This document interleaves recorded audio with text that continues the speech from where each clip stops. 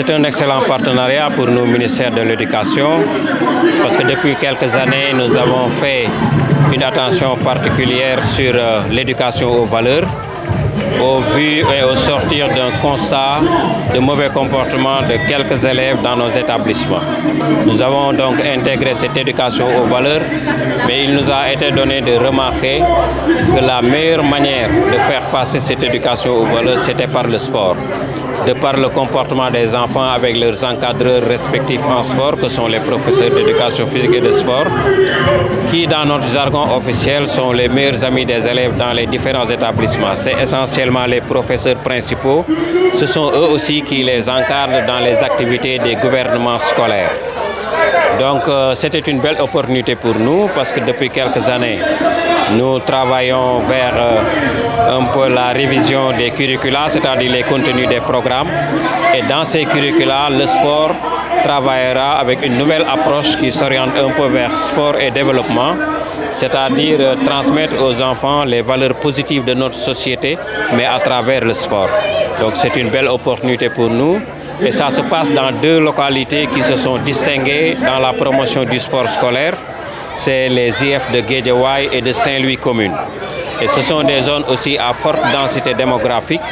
Donc le projet aura certainement un impact sur le comportement des enfants, mais aussi sur leur orientation vers des actions communautaires qui seront bénéfiques et qui se feront ressentir, nous l'espérons, dans les années prochaines dans leur comportement quotidien, aussi bien à l'école que dans leurs familles respectives.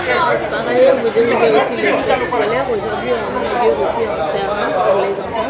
C'est-à-dire aussi ça touche le développement des infrastructures de proximité. C'est un volet important parce que, comme je l'ai dit un peu dans mon propos liminaire, il y a un déficit criard d'infrastructures sportives, généralement dans le pays. Mais je pense que la meilleure approche dans les grandes agglomérations, c'est de faire le maximum d'installations dans les établissements scolaires.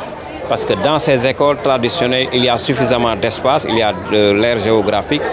Et la nature ayant horreur du vide, si on n'installe pas des infrastructures profitables à la communauté, c'est sûr que d'autres types d'infrastructures seront installées. Nous avons vu que dans beaucoup d'écoles, il y a ce qu'on appelle la cantinisation des écoles, des commerces qui s'installent.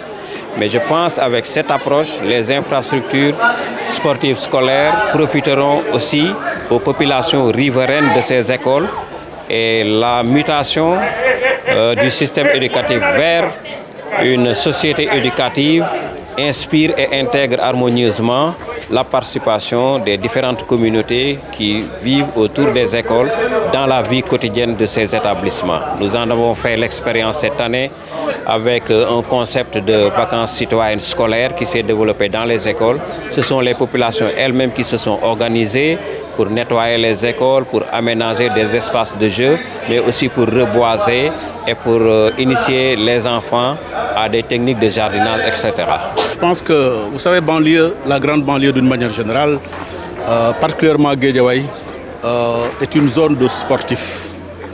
On l'a dit tout à l'heure dans notre allocution, on a pas mal de populations très jeunes et qui préfèrent s'adonner à des activités sportives.